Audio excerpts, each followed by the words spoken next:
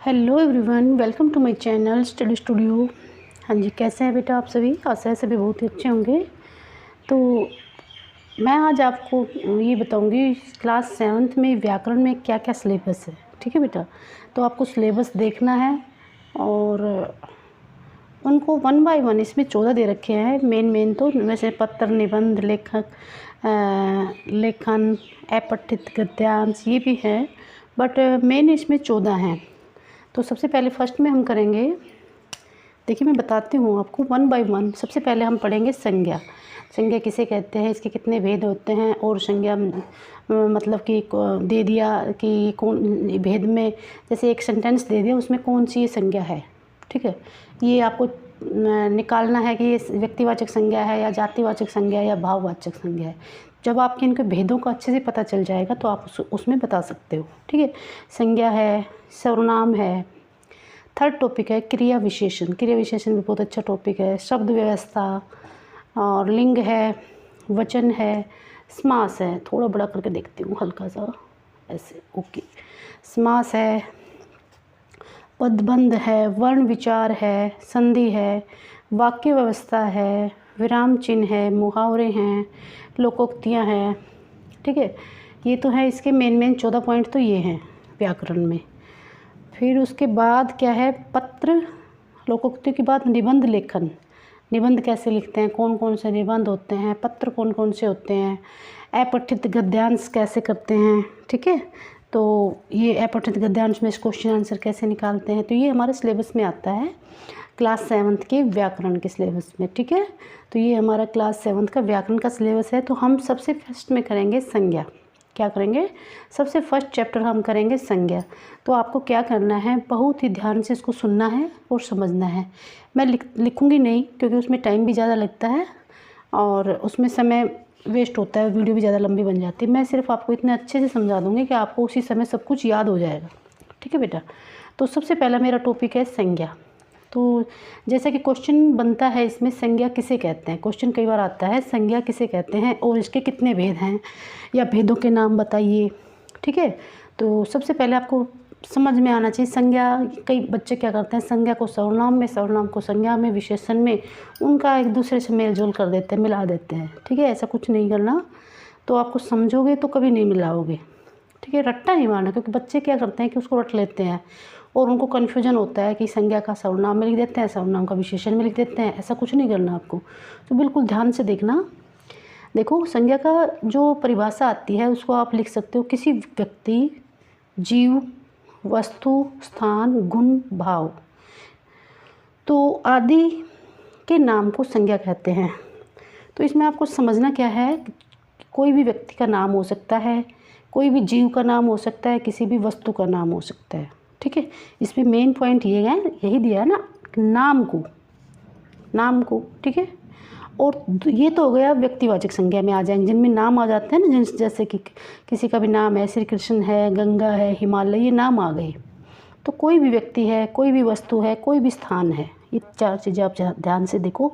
कोई जीव है, कोई वस्तु है, कोई स्थान है, या फिर कोई व्यक्ति है, किसी का भी नाम हो, कोई जगह का भी नाम हो। ठीक है, तो उनको हम क्या कहते हैं, संज्ञा कहते हैं, और वो व्यक्तिवाचक में आ जाती है। लेकिन जो गुण होते हैं, भाव होते हैं, गुण और भाव होते हैं, उनके नाम को वो क्या, जैसे कि गुण भाव में जैसे आ जाता है मिठाई, लड़ाई, वीरता, ये सब। ठीक है, तो ये होते हैं।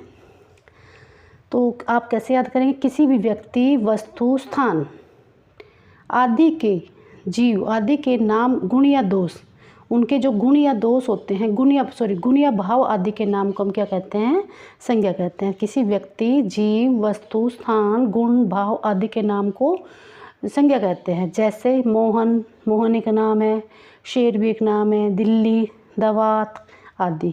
तो उसके बाद यहाँ पर ये ख़त्म हो जाता है, संज्ञा किसे कहते हैं, इतनी ही इसकी परिभाषा लिखनी होती है, बहुत ज़्यादा बड़ी नहीं लिखनी। तो संज्ञा किसे कहते हैं, सबको याद हो गया, किसी व्यक्ति, जीव, वस्तु, स्थान, गुण, भाव आदि के नाम को संज्ञा कहते हैं। जैसे मोहन, आप मोहन जरूर नहीं, कोई भी नाम, किसी का भी नाम लिख सकते हो, अपना भी नाम लिख सकते हो। शेर, दिल्ली, दावत आदि। ठीक है, तो संज्ञा के इसके प्रकार 3 दिखाए गए हैं। ठीक है, तो उस 3 प्रकार में व्यक्तिवाचक संज्ञा नंबर 1 पे, नंबर 2 पे जातिवाचक संज्ञा, नंबर 3 पे भाववाचक संज्ञा। ये नाम तो शायद मोस्टली सभी बच्चों को आते होंगे, क्योंकि ये छोटी क्लासों से स्टार्ट हो जाते हैं। कितने भेद होते हैं, कितने भेद होते हैं ना, तो सबको नाम याद है। व्यक्तिवाचक, जातिवाचक, भाववाचक। जिन बच्चों को नाम याद नहीं, वो याद कर लेंगे, ठीक है। व्यक्तिवाचक में परिभाषा पूछे, क्वेश्चन ये बनता है, एक व्यक्तिवाचक संज्ञा किसे कहते हैं, ठीक है।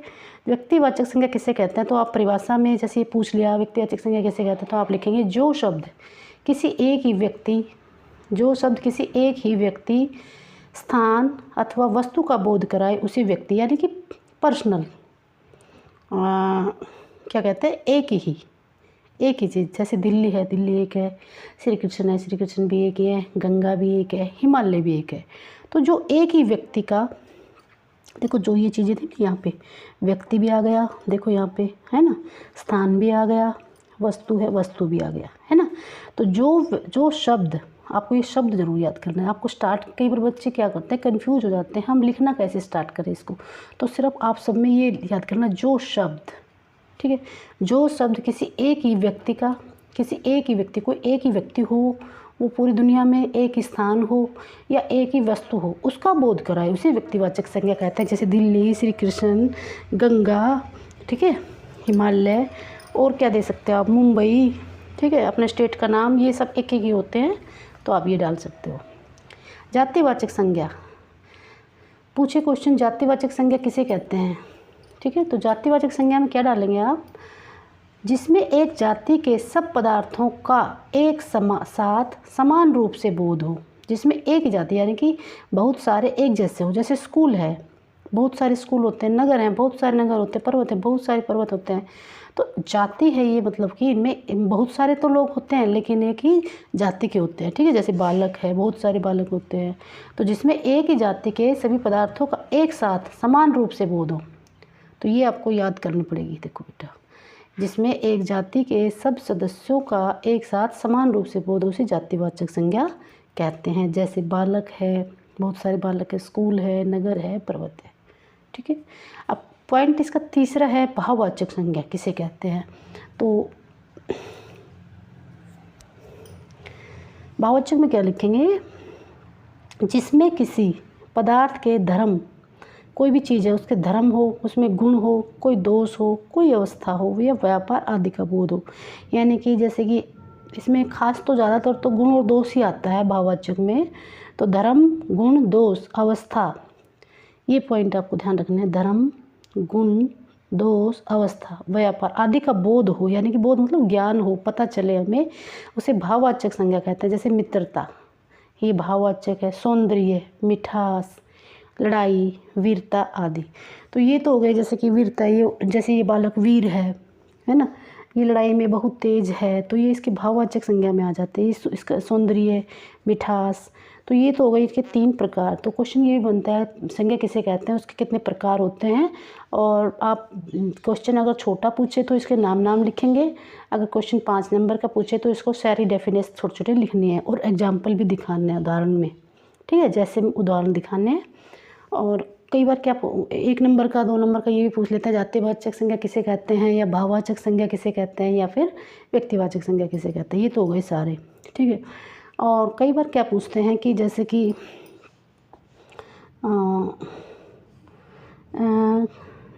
वो बनानी है, भाववाचक संज्ञाएं बनाना। क्या है कि यहाँ पे संज्ञाएं दे देंगे जातिवाचक, उसको भाववाचक बनानी है आपको। भाववाचक संज्ञाएं 4 प्रकार से बनती है। तो सज्जन को सज्जनता, पशु को पशुता। तो आपको पेपर में ऐसे भी मिलते हैं, चोर, शत्रु, मित्र, साधु। तो इसका आपको भाववाचक संज्ञा बनानी है, ठीक है। जातिवाचक संज्ञा दी गई है, ये तो जातिवाचक संज्ञाएं हैं, ठीक है, एक जाति की। और इसमें भाववाचक, इसमें आपको भाववाचक संज्ञा बनानी होती है। तो भाववाचक के लिए आपको इनको एक बार पढ़ना पड़ेगा ठीक से। तो आपको सभी स्क्रीनशॉट यहाँ से अच्छे से लेंगे और इसको अच्छे से आप 2-3 बार रीडिंग करेंगे। और जैसे बेटा जिसको याद हो जाती है, जैसे आपको लगा रहा है सारे एक साथ याद नहीं करनी है, आपको ऐसे करनी है, जैसे एक बार यहाँ से यहाँ तक पढ़ लेना अच्छे से, खूब अच्छे से याद हो गई। आप ऐसे इसको ढको नोटबुक से और अपने पढ़ते जाओ ऐसे, ठीक है। जैसे सज्जन का सज्जनता ऐसे, फिर आप ऐसे देख लो, ठीक है ऐसे, या फिर आप ऐसे नीचे चल सकते हो ऐसे, ठीक है। तो ये अपनी ईमानदारी से आपको काम करना है, और ये भी पढ़नी है अच्छे से, ये भी पढ़नी है, इसका स्क्रीनशॉट लेके ये भी पढ़नी है, ये भी, और सारा ये अच्छे से पढ़ना है, और उसको आपको खुद से अच्छे से लर्न करना है। बस ये इस तरीके से भी आते हैं और वैसे भी आते हैं, इसके परिभाषा वगैरह में भी आते हैं। तो ये देख लेना आपका पेपर में किस तरीके से पूछा जाता है। इसका भी ऐसे ही करना है, स्क्रीनशॉट लेना है और अच्छे से मैं रख देती हूँ यहाँ पे, और आपको अच्छे से स्क्रीनशॉट लेके इन सबको पढ़ना है। मोस्टली 98% इन्हीं में से ही आ जाता है, ठीक है। ज़्यादातर ये थोड़ा बहुत आगे वाले हैं वो ज़्यादा इजी हैं, और भूलना को भूल ये क्रिया में आ गई है, ठीक है। ज़्यादा तो वही आती है, वो आगे वाले वही आती हैं, ठीक है बेटा। एक बार आप इनको अच्छे से ईमानदारी से रीडिंग करना, अच्छे से समझना, पढ़ना, ठीक है। अब इसके क्वेश्चन आंसर किस तरीके से जो इसके अभ्यास में दे रखे हैं वो करेंगे, जो पूछे जाते हैं पेपर में। तो देखिए, निम्नलिखित कथनों में से कुछ कथन सही हैं, कुछ सही हैं, कुछ गलत हैं। अंत में दिए गए कोष्ठों में सही कथनों के लिए सही का चिन्ह लगाओ और गलत के लिए गलत का चिन्ह लगाओ, ठीक है। ये तो समझ में आ गया सबको। तो क्या में है, केवल किसी व्यक्ति के नाम को संज्ञा कहते हैं, तो ये तो बिल्कुल गलत है। किसी व्यक्ति नाम ने किसी व्यक्ति, वस्तु, स्थान के गुण और दोष ये सब बताए थे ना उसमें, तो ये गलत हो गया। गीता व्यक्तिवाचक संज्ञा है, तो ये ठीक है। ये गीता एक ही होती है, ये पर्सनल है, तो ये व्यक्तिवाचक हो। मिठास भाववाचक से, ये भी ठीक है, ठीक है, ये आया था उसमें। नीचे देखिए क्वेश्चन नंबर 2। नीचे प्रत्येक परीक्षण प्रश्न के कुछ उत्तर दिए गए हैं, जिनमें से केवल एक उत्तर ठीक है। ठीक उत्तर को चुनकर लिखिए, ठीक है। ये तो हो गया प्रश्न, उसका एक उत्तर सही है, इनमें 4 में से एक ठीक है, 3 गलत हैं। जो शब्द किसी विशेष व्यक्ति, वस्तु या स्थान का बोध कराए उसे क्या कहते हैं, विशेष व्यक्ति या वस्तु। तो उसको जातिवाचक कहते हैं, व्यक्तिवाचक कहते हैं, भाववाचक कहते हैं, द्रव्यवाचक कहते हैं। इसमें द्रव्यवाचक आया नहीं, द्रव्यवाचक भी होता है बट इसमें दिखाया नहीं, तो कोई वो नहीं है, ठीक है, क्योंकि इसमें बाद में कई जगह दिखा रखा है, कई बुकों में नहीं दिखा रखा है। तो फर्स्ट का क्या आएगा, जो किसी विशेष व्यक्ति, तो उसको विशेष हो गया, व्यक्ति हो गया, वस्तु हो गया, तो उसको व्यक्तिवाचक संज्ञा आएगा बेटा। क्या आएगा, जो शब्द किसी विशेष व्यक्ति, वस्तु और विशेष स्थान का बोध कराए उसे व्यक्तिवाचक संज्ञा कहते हैं। और जाति का बोध कराए तो उसको जातिवाचक संज्ञा कहते हैं, और भाव का बोध कराए उसे भाववाचक संज्ञा कहते हैं ना।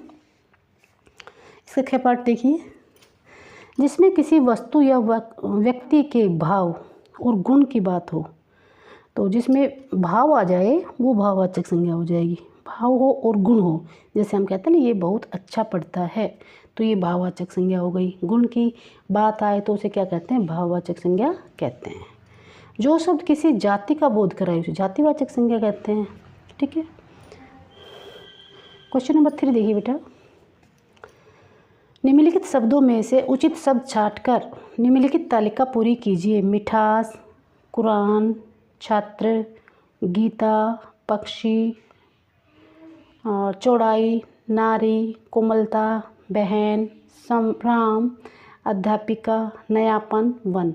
तो आपको क्या करना है, इनके 3 ये जो विशेष व्यक्तिवाचक संज्ञा, जातिवाचक संज्ञा और भाववाचक, उनमें ये निकालने हैं कि कौन सा व्यक्तिवाचक है, कौन सा भाववाचक। तो जो कोई नाम है, विशेष है नाम है, तो वो तो आ जाएंगे व्यक्तिवाचक में।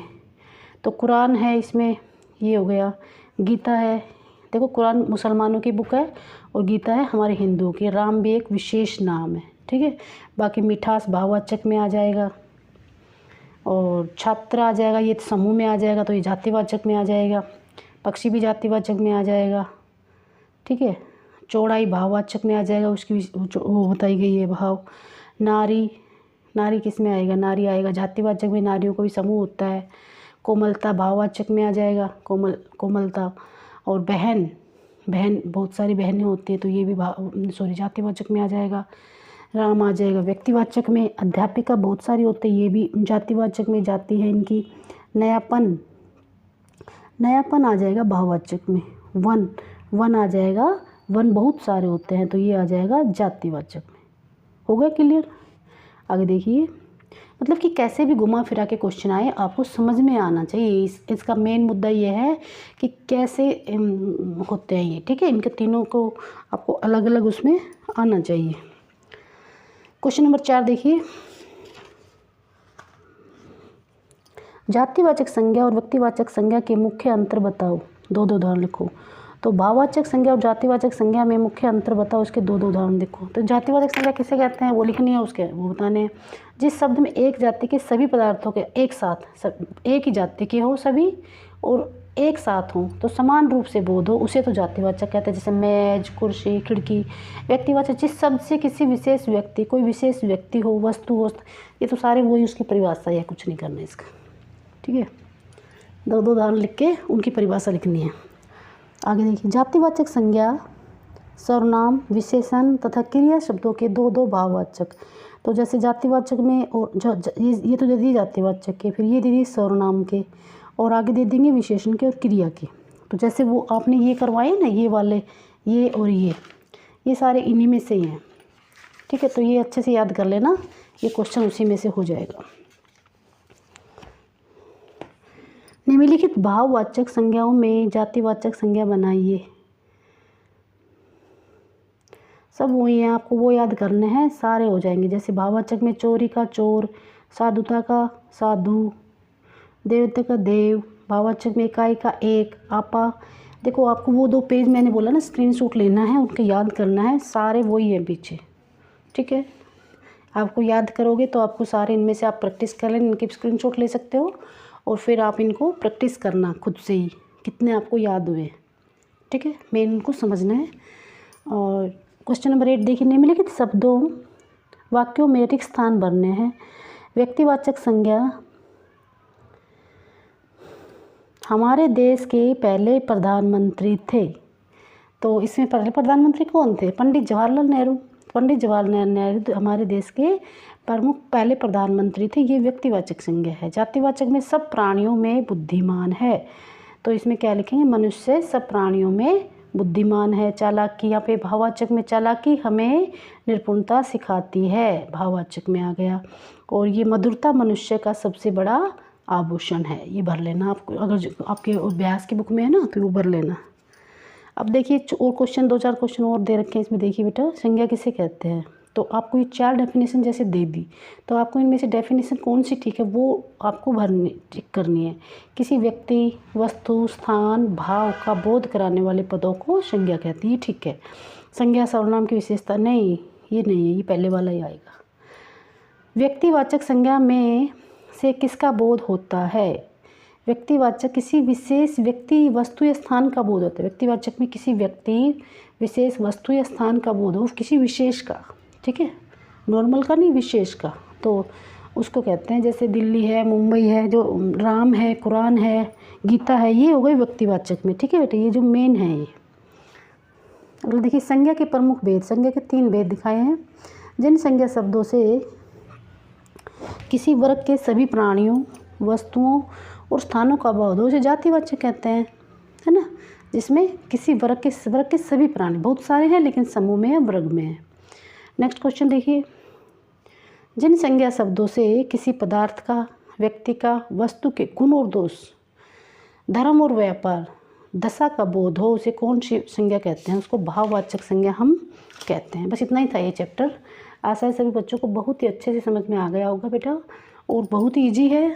इसमें मेन पॉइंट तो संज्ञा किसे कहते हैं और संज्ञा कितने प्रकार की होती हैं, और उनके आपको अच्छे से समझ में आ जाना चाहिए। उनका एक्सप्लेन, व्यक्तिवाचक, जातिवाचक और भाववाचक, और उनके उदाहरण भी आपको याद होने चाहिए। उसके बाद ये दो पेज मैंने बोला है स्क्रीनशॉट के लिए, उनको स्क्रीनशॉट लेके उनको याद कर लेना, कंप्लीट हो गया है। और कहीं से कुछ भी आए तो आप उसमें अच्छे से लिख सकते हैं संज्ञा के चैप्टर में। और अगली वीडियो में हम कोशिश करेंगे 2nd चैप्टर सर्वनाम के बनाएंगे।